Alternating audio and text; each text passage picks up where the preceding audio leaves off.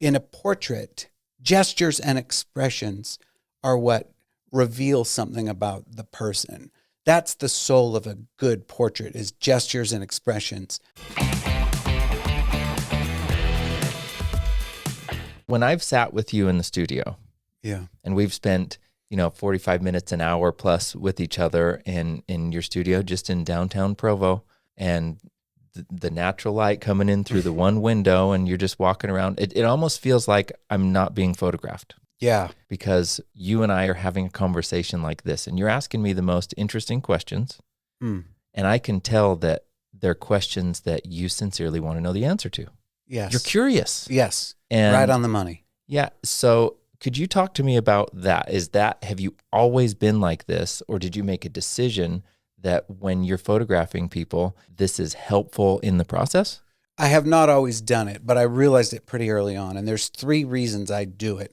When people come to be photographed, for the most part, they're apprehensive about it. Even actors come and they're used to being on camera, but they're not used to being photographed. So people are apprehensive. And if you talk to them about themselves, then that apprehension goes away.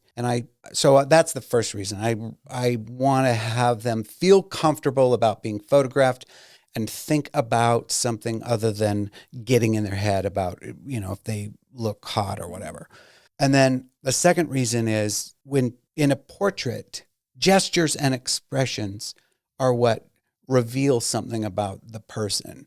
That's the soul of a good portrait, is gestures and expressions. And so if I want to make a picture that suggests something about that person, then paying attention to the way they move. Like right now as I'm talking, I'm using my hands, and if you can pay attention to that when you're photographing people, then the end result will be something that feels like them, rather than just, here's what Randy looks like when he's wearing a brown shirt.